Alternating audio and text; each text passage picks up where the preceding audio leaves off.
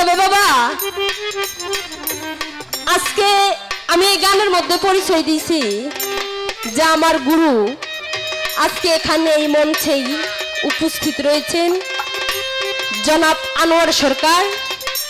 এই পালা গানে যতটুকু আমি শিখেছি সবটুকুই ওনারই আশীর্বাদ, ওনারই চরণধুলি।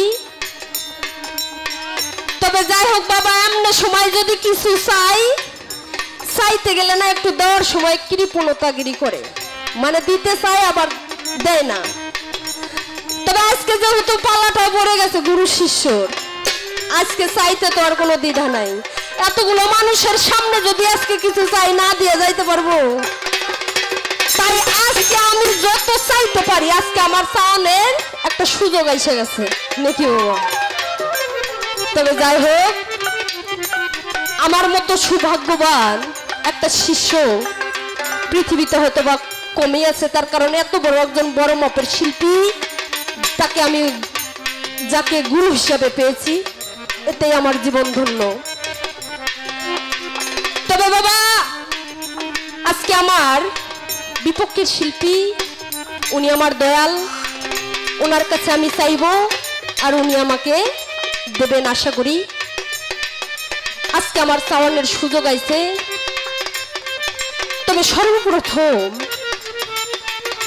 আমি আমার দয়াল ওনার কাছে বলবো যে দয়াল, আজকে এখানে আমরা যা কথা বলবো সব হাদিস, কোরআন এবং দলিল অনুসারী, মন গড়া কোনো কথা বলবো না।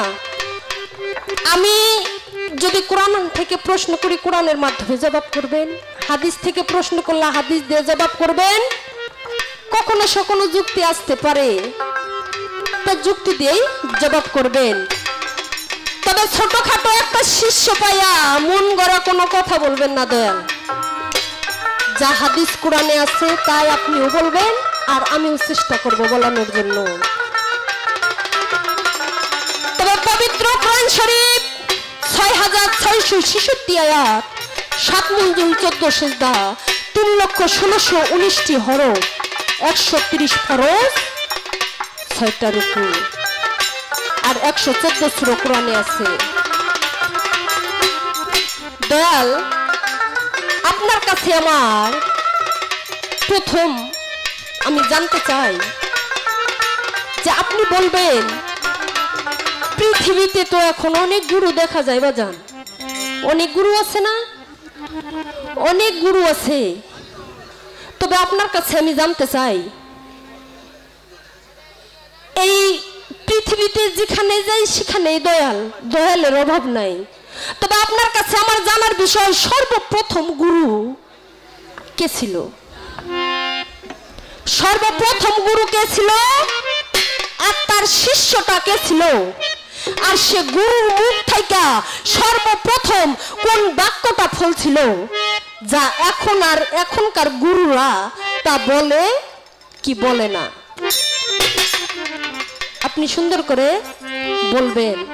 আর ওই যে পবিত্র কোরআন শরীফের মধ্যে আছে 5 ওয়াক্ত নামাজ, হজ, যাকাত, কালিমা এবং পিতামাতার খেদমত করলেই আমরা জান্নাতে যাইতে পারবো।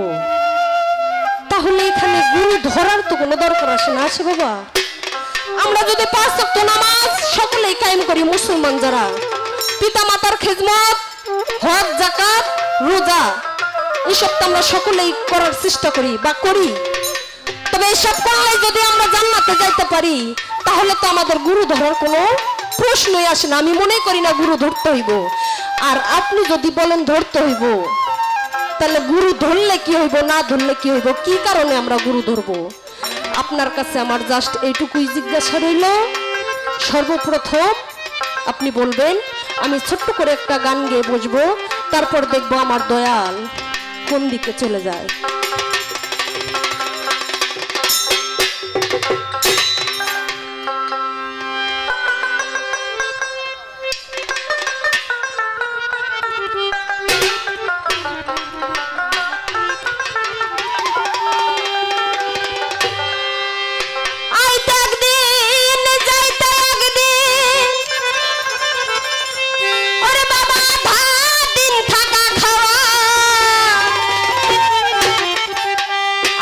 তুমি আমি এক মুসাফির এই আড়াই দিনের দুনিয়া আইতে একদিন যাইতে একদিন আইতে একদিন যাইতে একদিন আধা দিন থাকা খাওয়া তুমি আমি এক মুসাফির আড়াই দিনের দুনিয়ায় তুমি আমি এক মুসাফির আড়াই দিনের দুনিয়ায়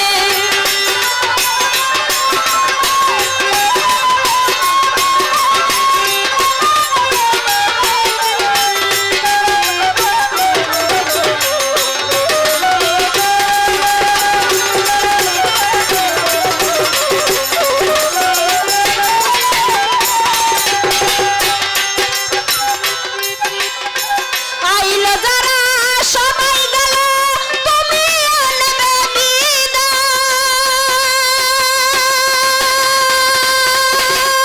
বিদায় আইলো যারা সবাই গেল তুমি আনবে বিদায় আইবার বেলা শূন্য তুমি আইবার বেলা শূন্য তুমি শূন্য যে যাইবার বেলা তুমি আমি এক মুসাফির আড়াই দিনের দুনিয়ায় তুমি আমি এক মুসাফির আড়াই দিনের দুনিয়ায়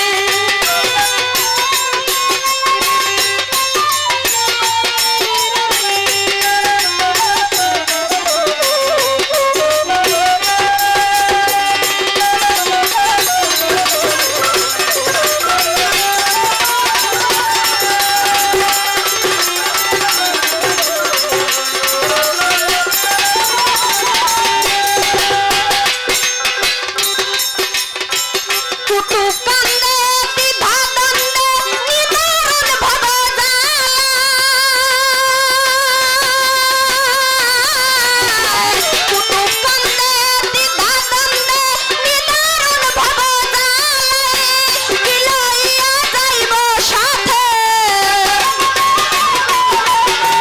কি লইয়া যাইব সাথে মরতাছি সে চিন্তা তুমি আমি এক মুসাফির আড়াই দিনের দুনিয়ায় তুমি আমি এক মুসাফির আড়াই দিনের দুনিয়ায় আইতে একদিন যাইতে একদিন আইতে একদিন যাইতে একদিন আধা দিন থাকা খাওয়ায় তুমি আমি এক মুসাফির আড়াই দিনের দুনিয়ায় তুমি আমি এক মুসাফির আড়াই দিনের দুনিয়ায় তুমি আমি এক মুসাফির এই আড়াই দিনের